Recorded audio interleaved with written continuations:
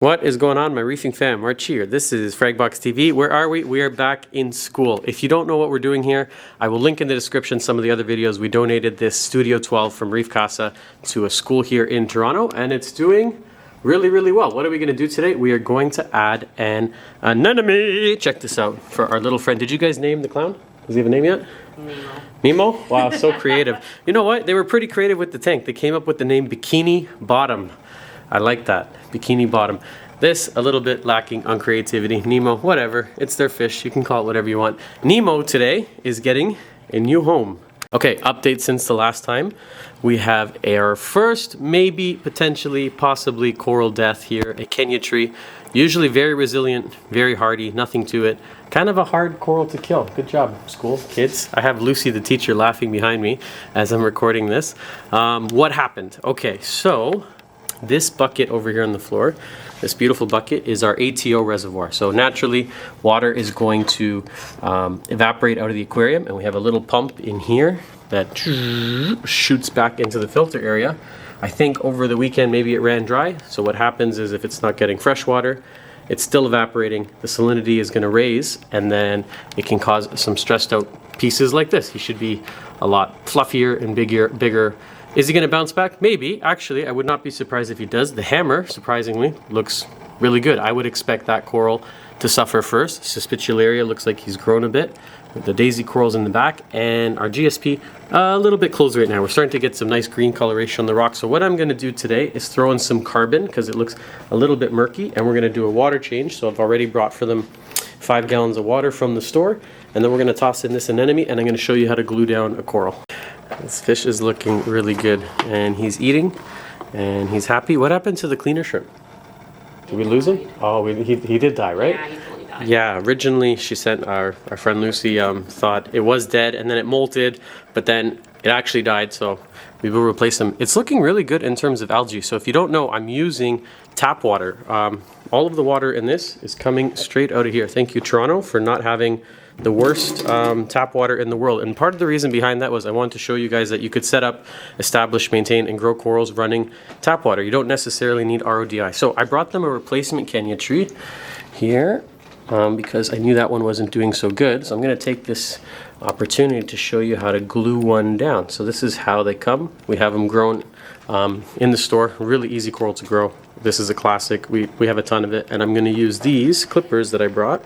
So if you try and glue down, you know, the stem here, it's tricky. Sometimes you'll get lucky and you can just find a piece sort of in the rock like so. Please work. YouTube magic. No, doesn't work. Kind of like that one, but what I'm going to do is snip the bottom off with these. If you're ever looking for them, we do carry them. They're just large stainless steel coral cutters, and I'll show you why we use them. Boom! Look at that. We cut off the bottom very easily. You can find those coral cutters on our site, and if you want them internationally, you can go here, reefcasa.com, and you can even get them with this nice little wooden box so you can take care of them and have them forever. Okay, now we're going to use our preferred glue. Ta-da! Bulk Reef Supply. Shout out, awesome glue. It's what we use to make all our coral frags. You need about, I say a teardrop amount.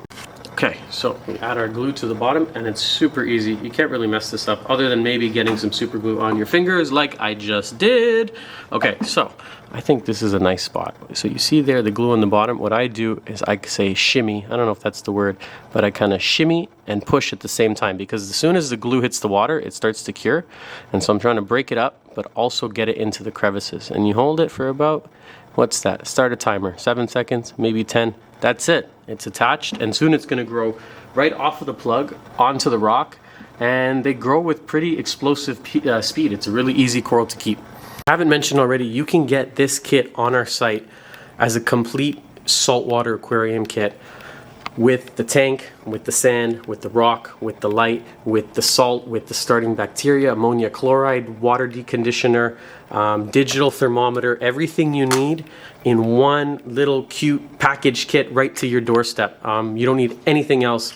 We've done all the thinking and hard work for you. Even comes with a month's supply of filter floss, carbon, everything done, thought through in a kit. It's available. Just go here, reefcasa.com. reef.com. Okay, now for the fun part. We're donating this anemone to them. It's a Chicago sunburst. I'm just kidding. I don't keep up with the names. This is actually a rose bubble tip. We probably have over 50 of them in the store right now. Really cool color. Okay, so when is the right time to add an anemone?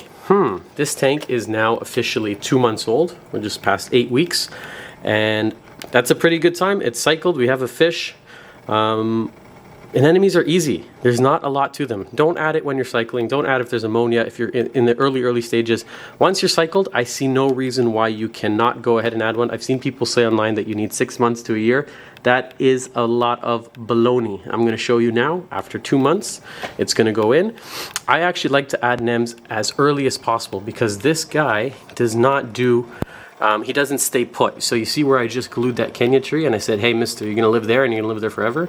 The anemone has a foot and he'll actually walk and move around. So what I like to do is add them as soon as possible because then you can kind of work the tank around him.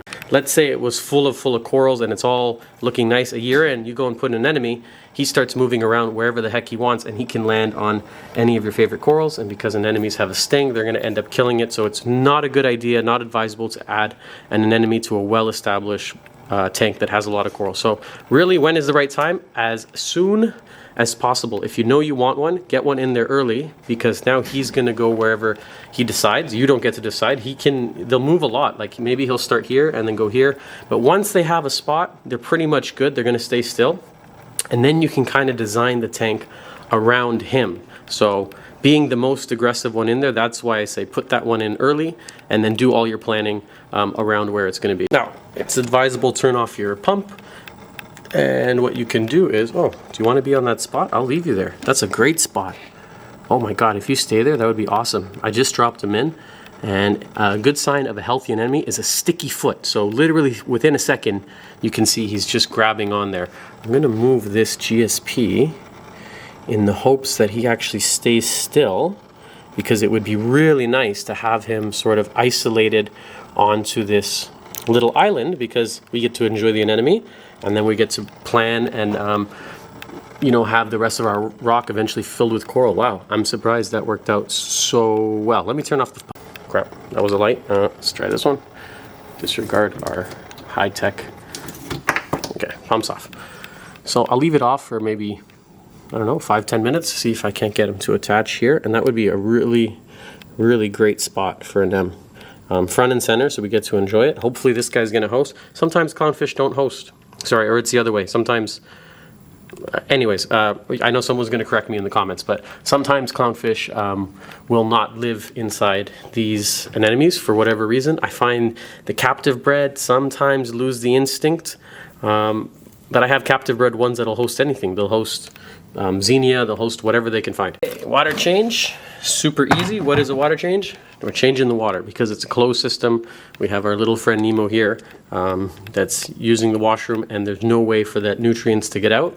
So we take out a portion of water every 2 weeks and then replace it with nice new clean salt water. That's really the basis of keeping a nano reef or a small aquarium like this successful and healthy and thriving is the water change. You don't really have to add chemicals, and you don't have to get into the calcium, alkalinity, magnesium, and all that stuff. Nitrate and phosphates for sure important. Those will just be a measure of the nutrients in the water. But the key that I found over the years is really a consistent water change every, whatever you decide. There's really no rule book, but on this tank we're doing 5 gallons every 2 weeks. It's super easy, and it's going to take me no more than maybe 3 minutes. It's nice that I already have the salt pre-mixed. This is a great salt, and this comes with all our kits. Aquaforest, what up? Poland, what up, Mr. Severin? Awesome guy, the guy who owns it. And I can't do it. I have only 2 hands. Okay, I'm going to do the water change and come back. Ooh, check it out. Funky, huh? You're not going to hurt the corals if they're out of the water for 20 minutes, half an hour. You know, when there's low tide, they can be out of the water for many, many hours. Obviously, do it as fast as you can to avoid stress.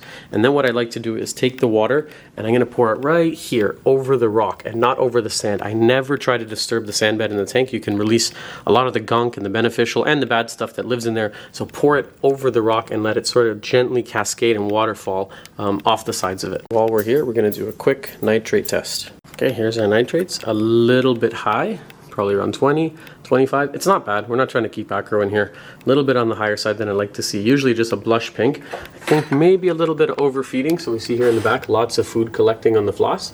So I'm going to tell Lucy and the kids to feed a little bit less. They're probably getting very excited with it. Where's the emerald crab? The little green one? He's hiding. He's in there? Yeah, okay, cool. Nice. And maybe add a couple more hermits, but all in all looking good. Actually, so we should take this time to change the filter. Look at these creative kids. How do they do it? Stickers? I have this like sticker book thing. Oh. And they found the clownfish and they made a portrait. So smart. Okay. Nice thing about this tank, one of the easiest things, changing the filter. Literally take this gross one out and replace it with this. They come already pre-cut for you. You don't have to do anything. It takes no more than 5 seconds. That's it. And then we're going to toss in a little bag of Reef Casa carbon. This is going to make the water super duper clear. That's it. Water change is done. It's going to clear up nicely. Hopefully he stays in this spot. It might be too much flow, but he'll let us know next time if he bounces around. He's about half the size he normally is. He's just stressed out from moving. And then once they're really happy, they start to grow and populate. And yeah, we should have a lot more bubble tips. And hopefully he's going to host it. If you got any questions about this tank or reef keeping in general, anything related to saltwater, aquariums, fish, corals, you can always hit us up. And there's a contact page on our site. There's quite a bit of flow. That's it. Like I said, you can find these on reefcasa.com. If you want just the tank, you want the tank as a kit, you want the tank tricked out with an AI Prime HD 16, we have all of it available there, and they do ship internationally. It was kind of cool. I got a couple emails from schools around the world looking to set up something like this. So maybe if you have a science class or you're a teacher and you're watching this and you're interested in doing the same thing, reach out to us and we can, I'm not sure if we can donate one to every school in the world, but we can offer you something to make it affordable and hook one up in your classroom. Thanks for watching today's episode. If you enjoyed it, give us a like button, subscribe. I think there's a little notification thing down there so you can get notified when we do videos like this 2 to 3 times a week. Have a nice day or afternoon or maybe even morning maybe. Wherever you're watching from, goodbye for now.